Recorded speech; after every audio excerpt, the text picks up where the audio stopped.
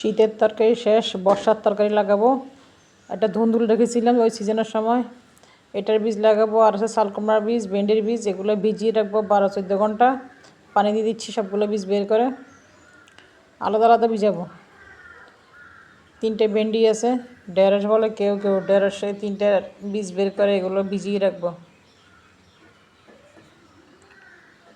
আসলে বর্ষার সিজনের তরকারি যারা ব্যাপারী আসল একবারে সঠিকভাবে তরকারি চাষ করে তারা অনেক আগে লাগিয়ে ফেলছে, ছাদে এমনিতে হইতে চায় না। পানি দিয়ে ভিজিয়ে রাখবো। এখন সকালবেলা আমি এগুলো লাগাচ্ছি বিকেলে, 12-13 ঘন্টা ভিজিয়ে রাখছি। বীজ না ভিজলে উঠবে না।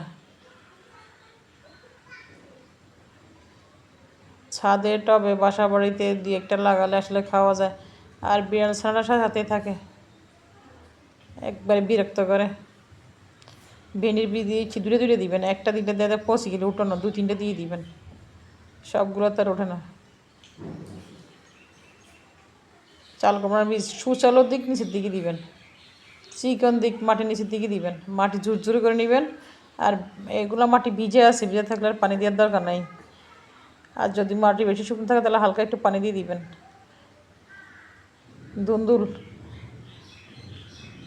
চিকন দিক নিচের দিকে দিবেন, লাগিয়ে দিলাম। একটু ঘন করে লাগাবো, উঠলে পরে লাড়ি চারা অন্যদিকে দিব, এদিকে ভেন্ডি দিব। ভেন্ডি অনেক পছন্দ, কিন্তু সাদা তো হইতে চায় না। একবার লাগাইছি সব পচে গেছে, আবার লাগাচ্ছি এখন।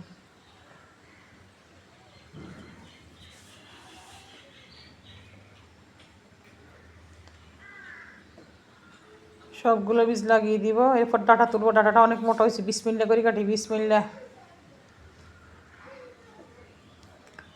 আরও কটা নিব, আজকে তরকারি নেই। নতুন ডাটা মনে হয় মজাই হবে রান্না করলে। এখান থেকে কটা বরবটির চারা আছে, এই জন্য ডাটাগুলো তুলে ফেলবো।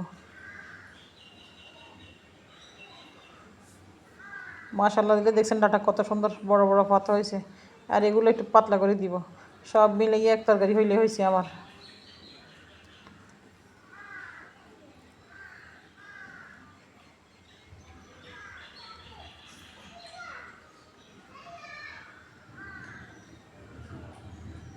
আরও কিছু নিব।